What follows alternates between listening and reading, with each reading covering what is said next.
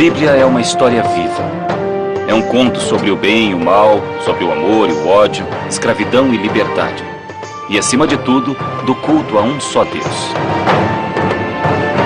Junte-se a mim nessa aventura de 16 mil quilômetros através da maior história já contada. Os caminhos da Bíblia.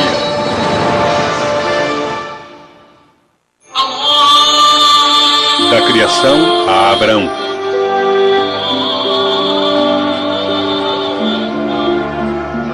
Jerusalém. Uma das cidades mais antigas e mais sagradas do planeta.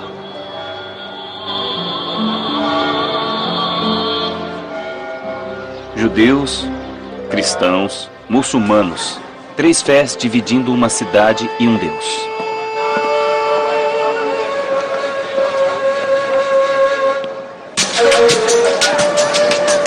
Jerusalém é também o lugar que me trouxe de volta à Bíblia.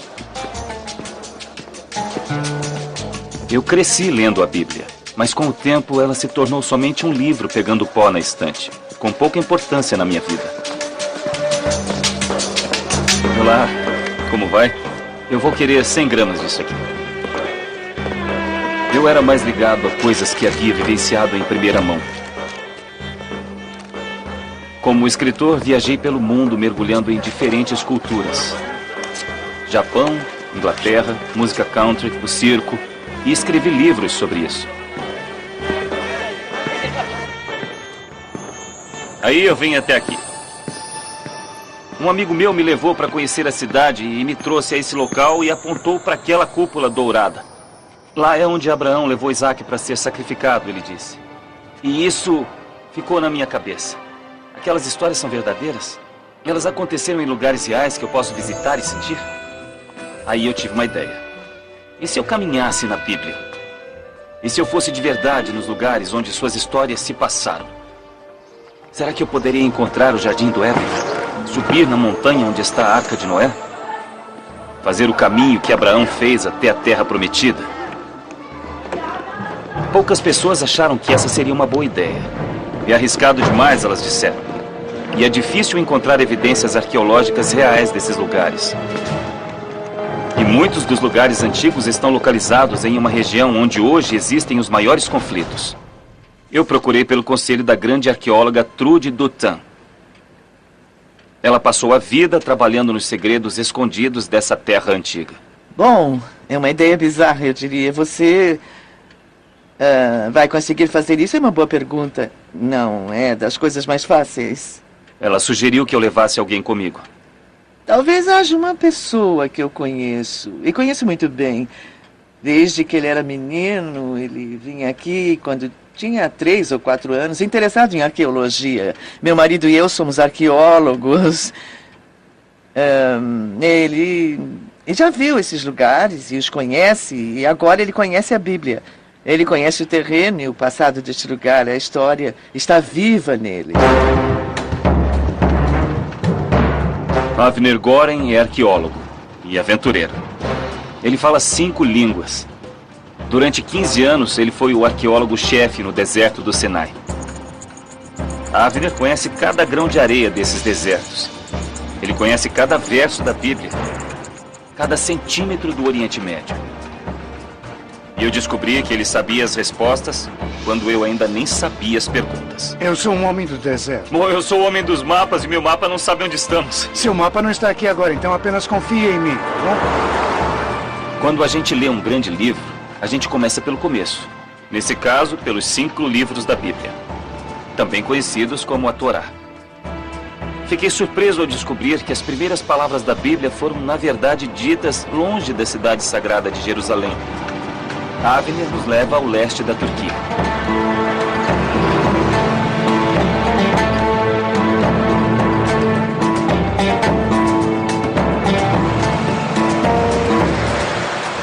Este é o Eufrates, o grande rio. E não muito longe daqui fica o Tigre. Os gregos chamavam esta parte de terra de Mesopotâmia, a terra entre rios. E foi aqui que tudo começou. O Tigre e o Eufrates não são mais os mesmos rios, mas estão em locais estratégicos. Eles são a razão de estarmos aqui. A revolução mais importante na história, disse Avner, a revolução na agricultura, ocorreu nessas margens há mais de 10 mil anos. Durante mais de 1 milhão de anos, os humanos sobreviveram indo de um lugar ao outro, caçando e pescando. Agora eles começam a se estabelecer em um lugar. Perguntei a Avner por que ele achava que esses rios são tão importantes. Eles são importantes porque a civilização começou aqui há 10 mil anos. Quando as pessoas começaram a cultivar essas terras, usar o rio para ajudar na agricultura, a vida delas mudou completamente. Elas não precisavam mais só caçar, ficar mudando de lugar. Elas começaram a viver no mesmo lugar e a cultivar a terra ao redor dessa área. E aí elas conseguiram algo que nunca tinham conseguido antes, ou seja, tempo livre. O que elas faziam em seu tempo livre era contar histórias. Há 5 mil anos, além desses rios, a escrita foi inventada nas antigas cidades dos Sumérios e na Babilônia, no sul, onde hoje fica o Iraque. Eles usavam a escrita para registrar suas histórias. Muitas dessas histórias falavam dos mistérios da vida, de onde viemos, como fomos criados. E envolviam deuses, batalhas e, principalmente, água. O maior de todos os contos tornou-se a história de maior influência já contada.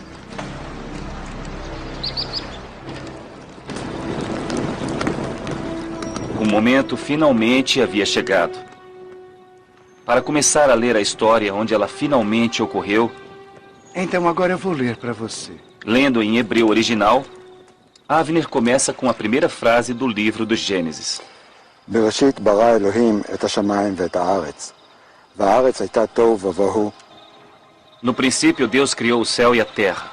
A terra, porém, estava vazia e nua, e as trevas cobriam a face do abismo, e o Espírito de Deus era levado por cima das águas. Disse Deus, faça-se a luz, e a luz se fez. Aqui estamos nós na primeira frase do Gênesis, e a Bíblia diz que essas histórias não aconteceram em qualquer lugar. Isso aconteceu aqui, na Mesopotâmia.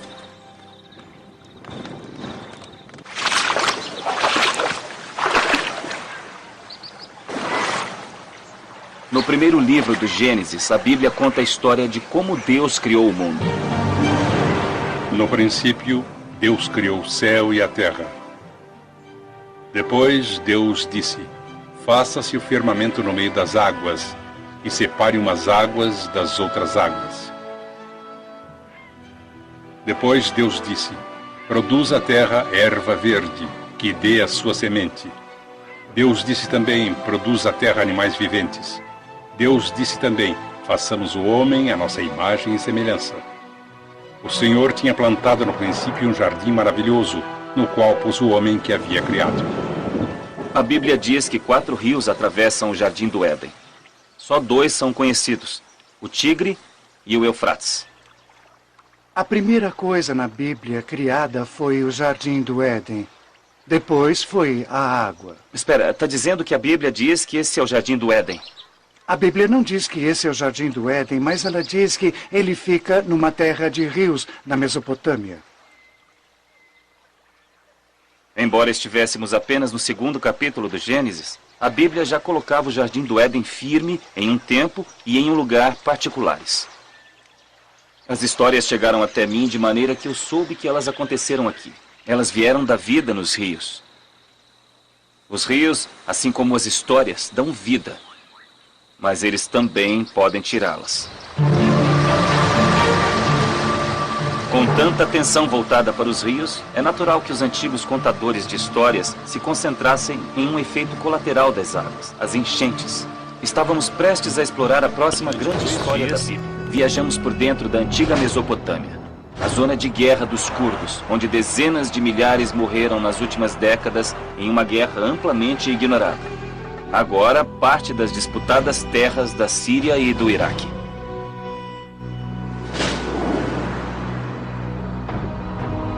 E o Senhor se arrependeu de ter criado o homem no mundo, e tocado interiormente de dor, disse, eu destruirei de cima da face da terra o homem que criei. Mas Noé era agraciado diante do Senhor. Monte Ararat sempre será identificado com a história da Arca de Noé. É o primeiro lugar na Bíblia que pode ser localizado com alguma certeza. Lá está.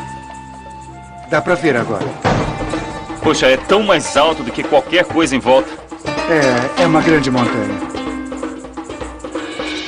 O Monte Ararat é um perfeito vulcão, com 5.100 metros de altura.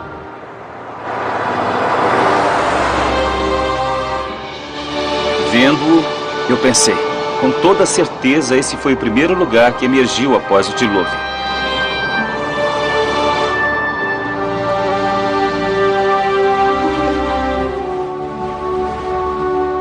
Embora estejamos indo em direção a um passado distante, o Ararat ainda faz parte do presente. Há centenas de websites tentando seguir a trilha para encontrar a Arca de Noé. Então disse que a história foi contada. As pessoas têm tentado descobrir o que aconteceu com a Arca. Então se eu digitar Arca de Noé e buscar... Puxa, olha só quanta coisa aparece. Aqui temos uma lista de umas 20 pessoas. Parece que Marco Polo esteve aqui em 1254. Em 1917, o czar Nicolau liderou uma expedição. Eles dizem que a filha dele, Anastácia, na verdade usou um colar da época da Arca. E parece que todas essas fotos foram tiradas nos anos 50. E depois há uma de 1977. Parece que Jimmy Carter sobrevoou a montanha a caminho de seu encontro com o Shah do Irã. Hoje, o Monte Ararat continua a intrigar. Mas os turcos fecharam oficialmente a montanha. Em parte por causa dos conflitos com o Irã. Mas não oficialmente. Me disseram que se eu quisesse pôr meus pés na montanha com um pouco de segurança, eu deveria ir ver um homem curdo, que é o guardião não oficial da montanha. Dizem que ele sabia como fazer essas coisas. Mas hoje ele está em um casamento. Antes de poder me encontrar com ele, me disseram que eu deveria dançar.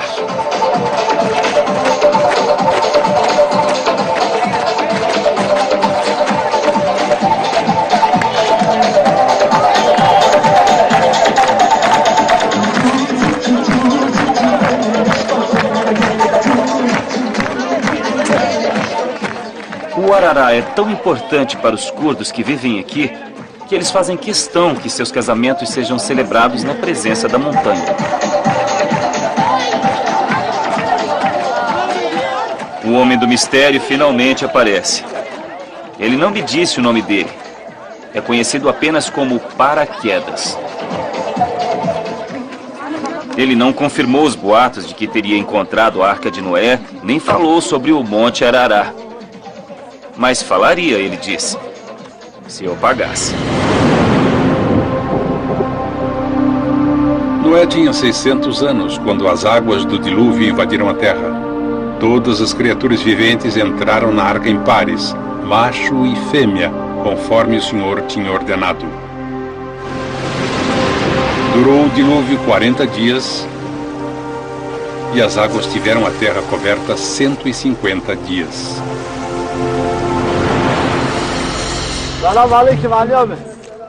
O Paraquedas conseguiu uma caravana para nos levar ao seu vilarejo, na metade do caminho montanha acima, onde eu esperava que ele finalmente me falasse sobre a arca.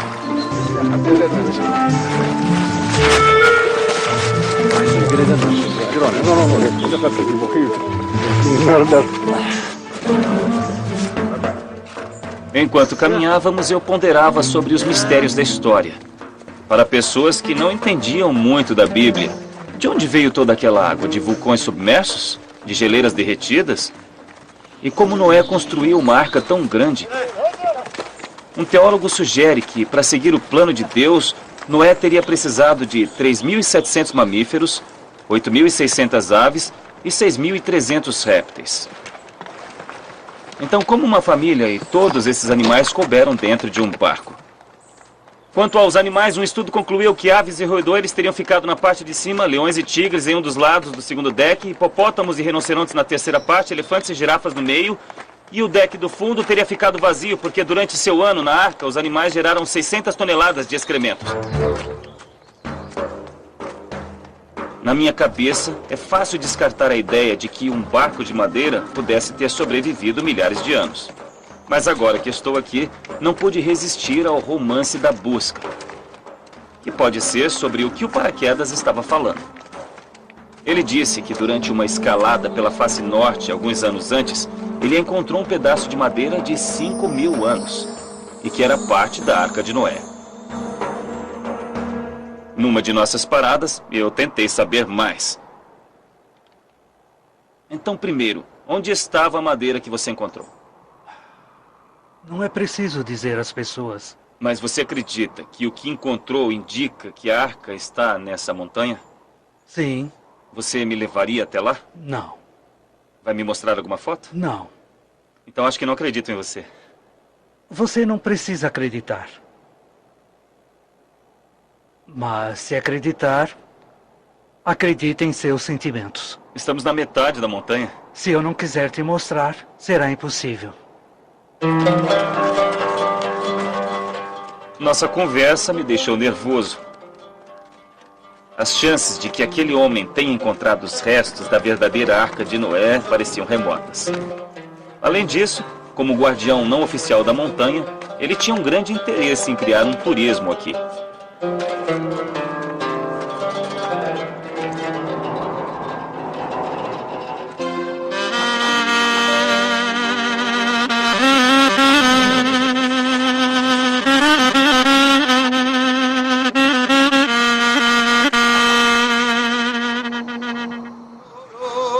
Naquela noite, fomos convidados para ouvir um cantor recontar as lendas locais da montanha.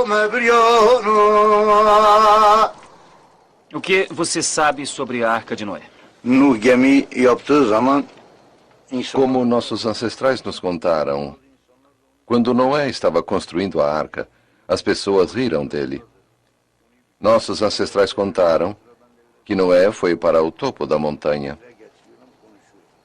Então foi isso que aconteceu com Noé há 5.000 anos. Me diga, você acha que o espírito de Noé ainda vive nessa montanha? Tenho certeza de que foi nessa montanha, porque eles encontraram evidências do que dizem ser um navio. Então, mesmo não tendo encontrado a arca nessa montanha, ainda assim eu devo acreditar em Noé. Eu acredito. A evidência me faz acreditar que a Arca de Noé está nessa montanha. Quanto mais tempo eu passava no Monte Arará, mais eu percebia que todo o meu relacionamento com a Bíblia estava mudando. Eu me vejo como uma pessoa racional. E, sob muitos pontos de vista, minhas perguntas científicas me levaram a essa busca. Foi aqui mesmo que a arca veio parar? Como Moisés dividiu o Mar Vermelho?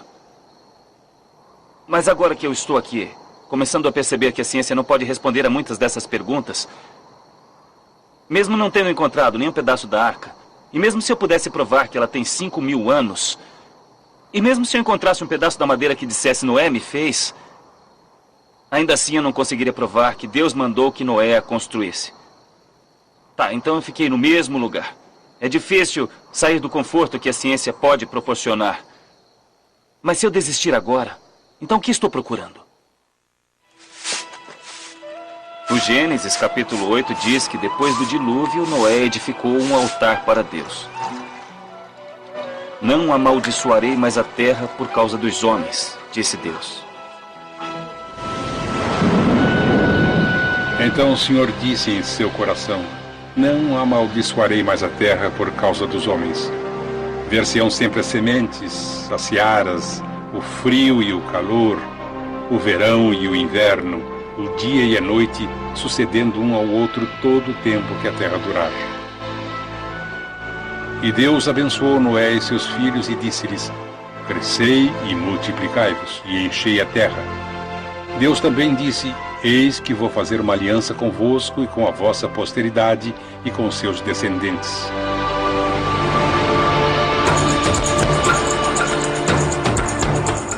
Depois de Noé, a Bíblia vai em uma nova direção. Em direção à família que dominará a história nos 2.000 anos seguintes. Fomos para sudoeste, atravessando a fronteira da Turquia em direção à fronteira com a Síria. Nosso destino era a cidade de Sanliurfa. Durante 10 gerações, os descendentes de Noé se multiplicaram, diz a Bíblia, indo para o noroeste através da Mesopotâmia. Algumas tradições sugerem que eles podem ter ficado em Sanliurfa. Hoje, Sanliurfa é uma cidade de fronteira repleta de lugares para os viajantes descansarem e refazerem o espírito.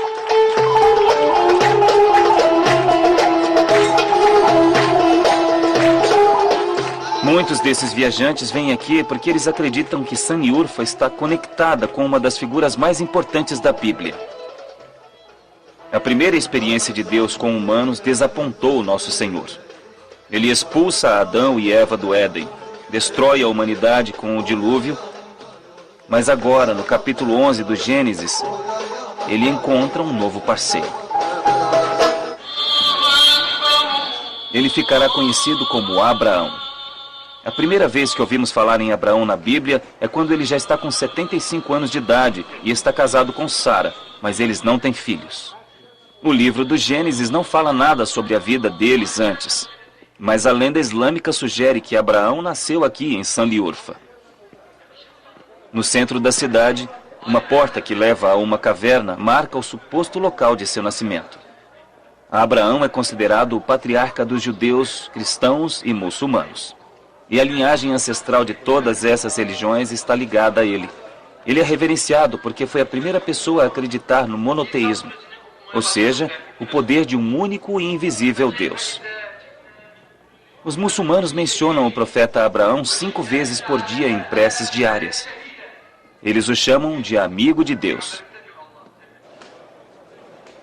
Como a Bíblia não nos fala nada sobre a história de Abraão quando menino, várias lendas surgiram com o passar dos séculos, principalmente sobre como a fé de um jovem foi testada e sobreviveu ainda mais forte.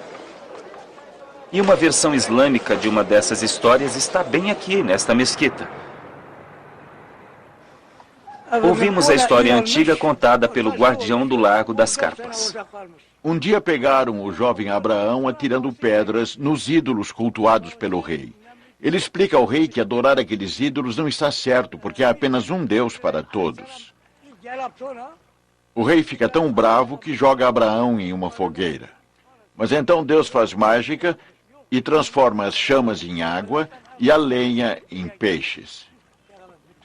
E foi assim que Abraão foi resgatado por Deus. Dizem que as carpas daqui são descendentes das carpas dessa história. E diz a lenda que se você comer uma delas, você ficará cego. Um destino que supostamente se abateu sobre 2 soldados no ano de 1900 chegar em Harã. Este é o lugar de uma das passagens mais famosas da Bíblia. O lugar em que Deus fala com Abraão. Eles chegaram a Harã e se estabeleceram ali. E o Senhor disse a Abraão: sai da casa de teu pai e vem para a terra que eu te mostrarei. Eu te farei pai de um grande povo e te abençoarei. Farei teu nome célebre.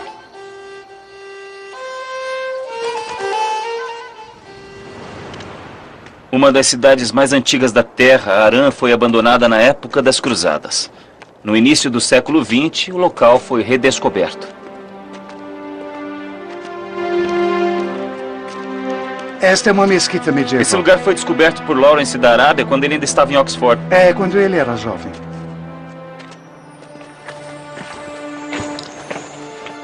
Harã era uma metrópole grande e em desenvolvimento. Ela ficava em um importante cruzamento no Antigo Mundo. Estudiosos concordam que Abraão deve ter vivido há 4.000 anos. Pode ter sido a seca ou outras épocas difíceis os motivos que fizeram Abraão e sua família atravessarem o deserto até chegarem em Harã, onde se estabeleceram. Já era uma cidade estabelecida quando Abraão veio para cá? Ah, sim. Muito antes dele vir para cá e continuou por muito tempo depois dele. Olha ali. Era uma cidade enorme que cobria toda essa área até aquele monte.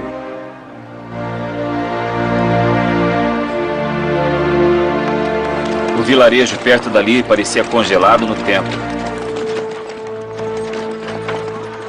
Essas choupanas feitas de tijolos foram construídas séculos atrás.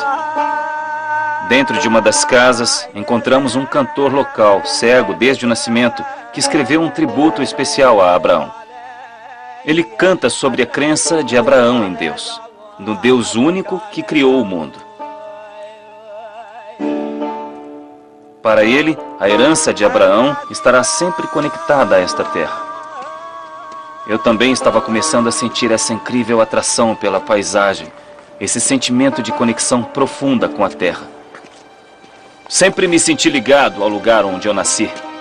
Eu sempre fui um viajante, ia de um lugar para o outro, mas sempre voltava. Era como se preso a um elástico. Agora eu sinto que esse cordão se prendeu a outro lugar. É como se tivesse encontrado um lar que nunca conheci, mas sempre procurei. E quando voltei para a Bíblia, percebi que Adão em hebraico quer dizer terra. E Deus disse, tu vieste do pó e ao pó retornarás. Com essas palavras, a Bíblia parece estar dizendo que viemos desses lugares, que somos feitos desses lugares e que carregamos esses lugares conosco. Abraão estava vivendo em Harã quando Deus, no Gênesis 12, de repente, sem aviso, faz a ele uma oferta extraordinária. Quando eu era garoto, aprendi essa passagem da Bíblia para o meu bar mitzvah. Aqui, agora, ela se tornou viva. O Senhor disse a Abraão, sai da tua terra e da casa de teu pai e vem para a terra que eu te mostrarei. Eu te farei pai de um grande povo e te abençoarei, farei teu nome célebre. O que sempre me espantou sobre essa parte da Bíblia é que Deus não se apresenta. Não é como ele fez com Moisés, que ouve a voz de Deus na sarça ardente e diz apenas vai e Abraão vai. Por quê? A Bíblia não explica isso. Mas o importante é notar que Abraão não tem dúvida. A voz de Deus era poderosa para ele. Ele tinha fé.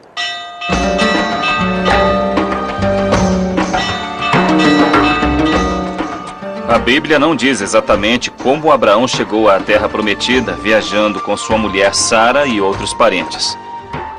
Mas com toda certeza eles passaram por uma das rotas mais antigas de comércio. A Avner e eu fizemos o trajeto de trem.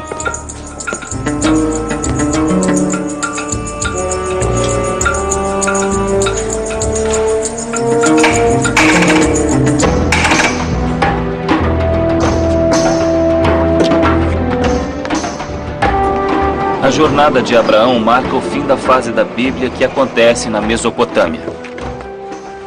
Ao obedecer às ordens de Deus indo em frente, Abraão estava deixando uma área que era o centro da civilização e indo para um lugar que só estava começando a surgir. Ele estava deixando a Mesopotâmia e a riqueza de seus rios, as águas que nutriram seus ancestrais. Nesse novo lugar, não será o poder da água que guiará seu destino, será a sua crença em um só Deus. E este é o começo de um ciclo totalmente novo na Bíblia. Estou começando a ver um padrão na história, quase como a criação, a destruição e a recriação. Deus cria o mundo e então, quando Adão e Eva o desapontam, ele o destrói e começa tudo de novo. Com Noé, ele destrói o mundo novamente e depois recomeça.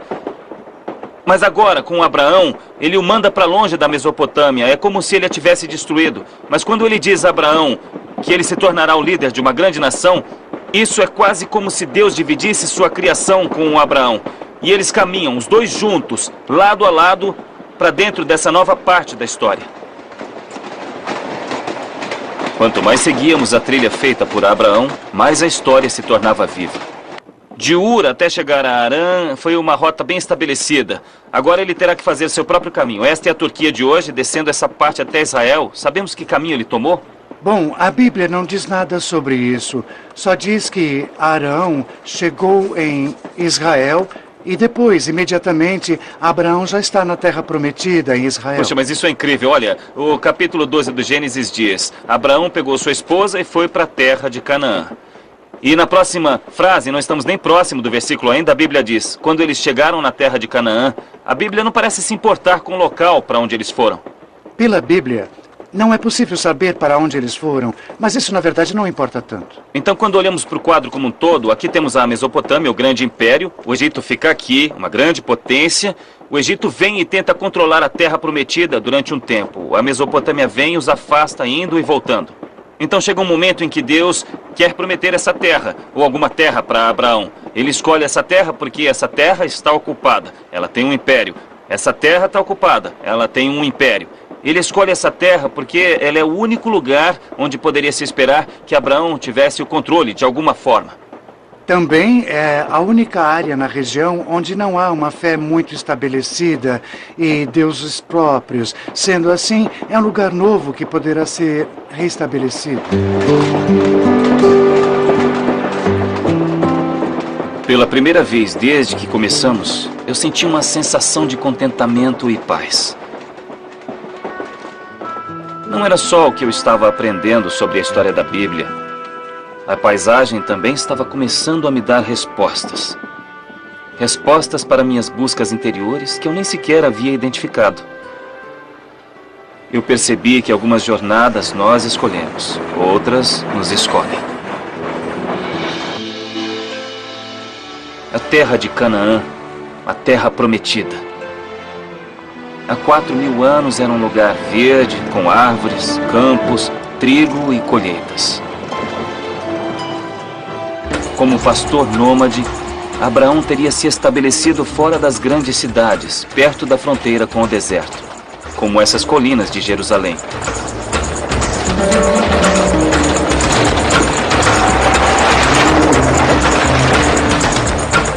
Para onde estávamos indo para um encontro com um velho amigo de Avner, o famoso arqueólogo Gabi Barkay. Eu perguntei a Gabi como seria essa terra há 4.000 anos, no tempo em que Abraão viveu por aqui. Foi um período rico em dados históricos. Sua riqueza abrange trabalhos de arte, construção urbana, temos fortificações enormes, mas se este foi um período que Abraão testemunhou, eu não sei, porque não estava lá. E Abraão tomou Sara e Lote, seu sobrinho, filho de seu irmão, e todos os seus bens, com as pessoas de que eles tinham aumentado suas famílias em Harã, e foram para Canaã.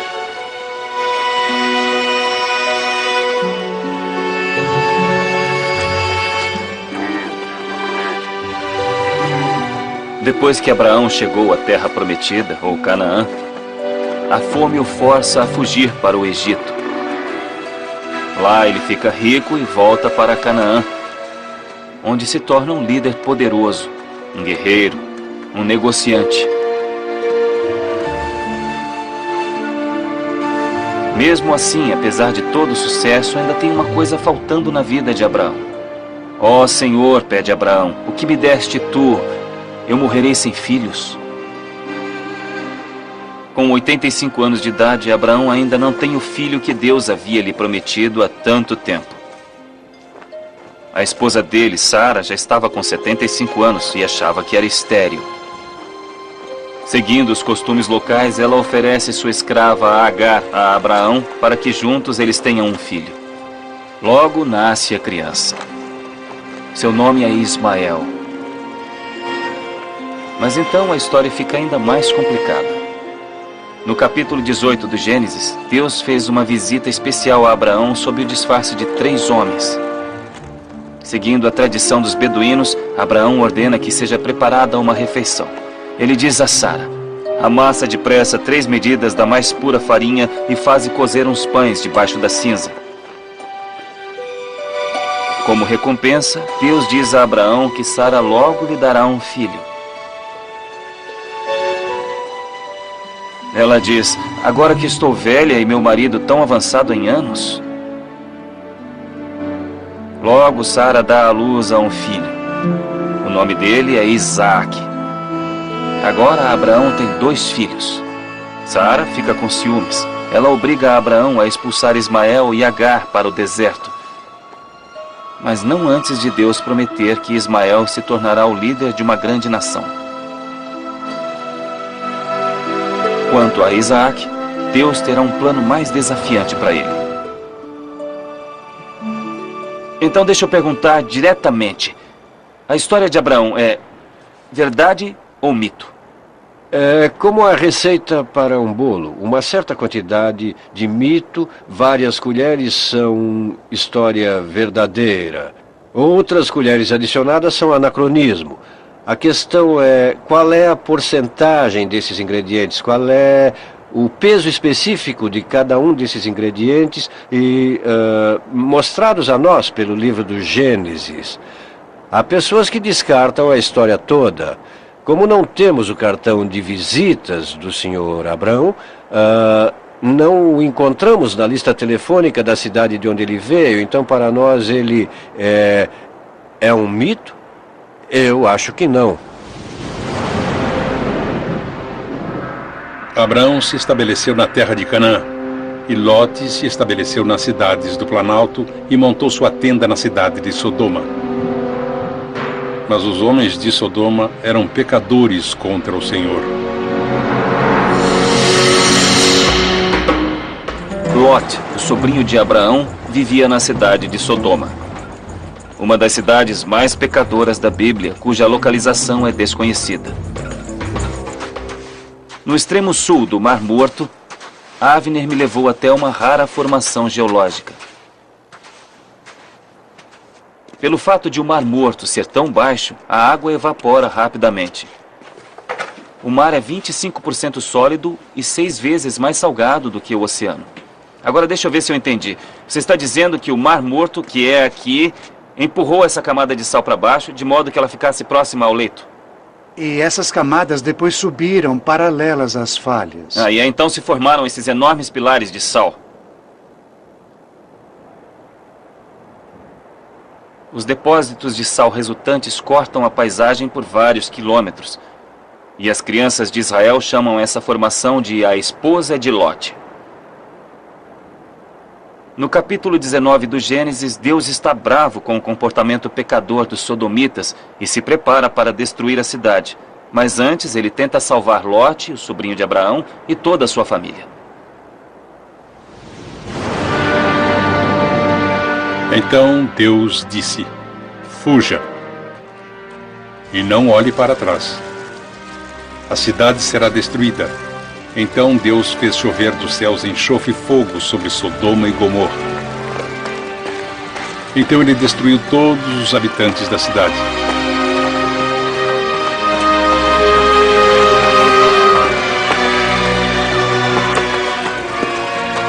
Mas a esposa de Lote olhou para trás e se transformou em uma estátua de sal. Então temos essa forma de estátua aqui, temos o mar ali e terra sulfurosa por toda parte. E isso é Sodoma e Gomorra. Bom, é óbvio que não podemos dizer onde ficavam Sodoma e Gomorra, mas esta área aqui é realmente a área sobre a qual a história fala. Se você lê a Bíblia no local, ela lhe diz muita coisa sobre a história. Mas também percebo que se lê a Bíblia no próprio local da história, ela conta coisas sobre o local também. Quer dizer, você olha para esse local e é como se a Bíblia fosse o maior guia já escrito. Colocando suas histórias em locais reais, os escritores da Bíblia estabeleceram uma relação sagrada entre as pessoas, a terra e Deus. Abraão é o fundador de uma nação a qual eu pertenço. Ele é o fundador da religião monoteísta. Pense só no homem que se submeteu à vontade de Deus, arrumou suas coisas e saiu em busca de uma terra estrangeira sobre a qual ele não sabia nada. Isso é... Ele pode ser o pai de todos os crédulos. Ele é um símbolo e caminhamos sob sua luz há milênios.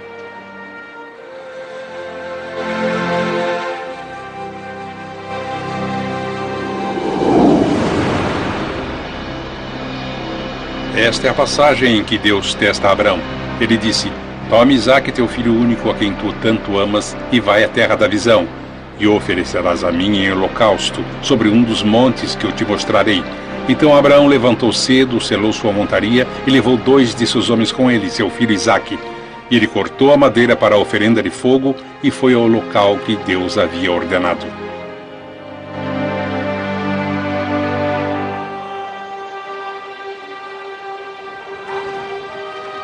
Nossa jornada nos levou de volta a Jerusalém, a cidade onde acredita-se ser o local onde Deus deu a Abraão o teste máximo de sua fé.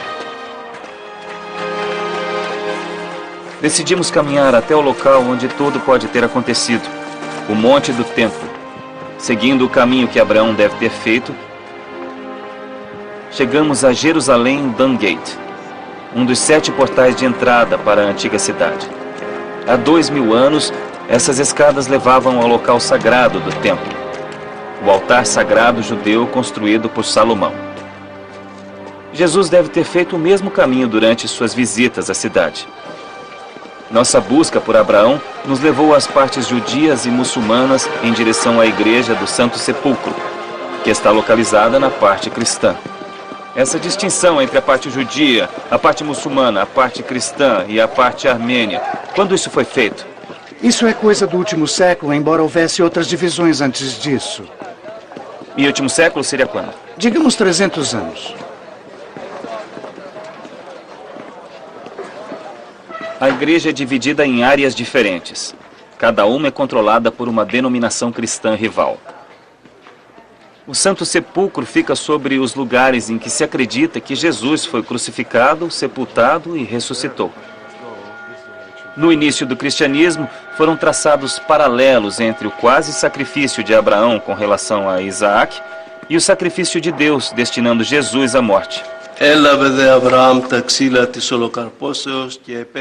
Ouvimos um padre contar a história de Abraão em grego antigo.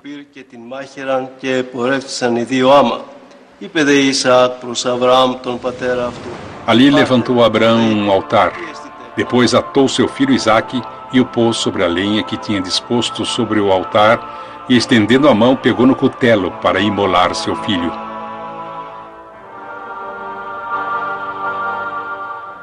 Mas a esse mesmo ponto lhe gritou do céu um anjo do Senhor, dizendo: Abraão, Abraão, não estendais tua mão sobre o menino, e não lhe faças mal algum.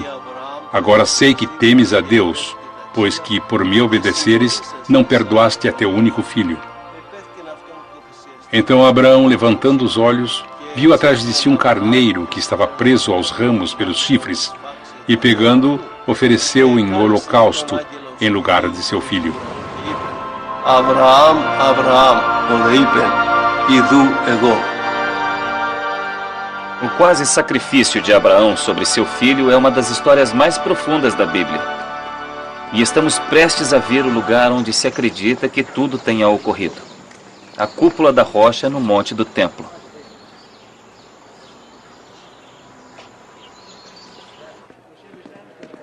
Como cada religião considera esse local sagrado, o monte do templo se tornou um símbolo notório de tensão entre judeus, cristãos e muçulmanos.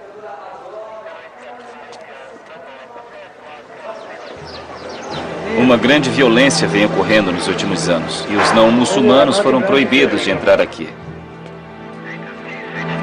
A segurança é grande.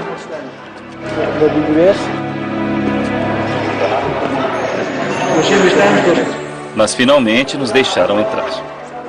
Nos disseram que fomos a primeira equipe ocidental a ser admitida no local em anos. Este pode ser o local mais sagrado na mais sagrada das cidades. Para os judeus, é o local do Templo de Salomão.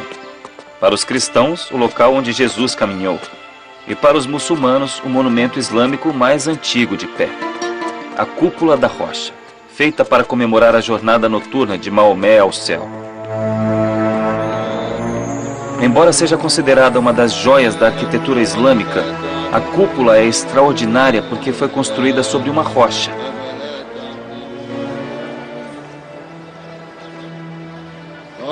Acredita-se que esse é o local para onde Abraão trouxe seu filho Isaac e se preparou para seguir a terrível ordem de Deus. E então eu percebi o poder da história. À medida que a lemos, não podemos evitar a pergunta: o que eu faria nessa situação? Você andava por essa região bíblica com seu pai. Sabia na época que foi aqui que Abraão quase matou Isaac? Meu pai adorava a história, porque foi o máximo da experiência de Abraão. E a fé de Abraão foi testada. Mas ele conseguiu uma coisa em retorno, uma nação. Aqui, ele obedeceu sem esperar retorno, foi pura fé. Mas existe essa pergunta. Você é pai, tem um filho e 2 filhas. Você faria isso? Mataria seus filhos em nome de Deus? Eu não sei. Para mim, Abraão era único, muito especial. Isso foi um começo. Acredito que hoje Deus não lançaria tal desafio para ninguém. Para mim, a resposta a essa questão específica não importa tanto. O fato é que ela me fez examinar meu próprio relacionamento com Deus. Quando eu comecei essa jornada até as raízes da Bíblia, não sabia o que esperar ou o que iria encontrar. Embora esteja apenas numa parte do caminho, a Bíblia não parece mais tão distante para mim. As histórias não estão mais acontecendo num passado distante, com pessoas num local distante. Visitando esses locais, me sinto como se tivesse entrado na Bíblia.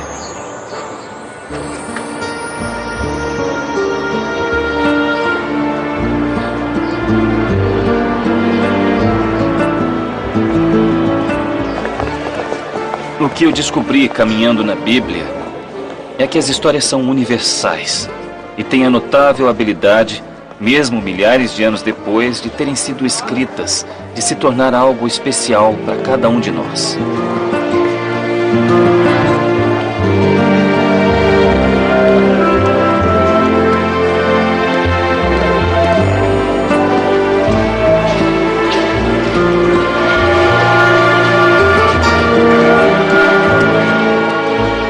Minha aventura geográfica estava se transformando num tipo bem diferente de jornada.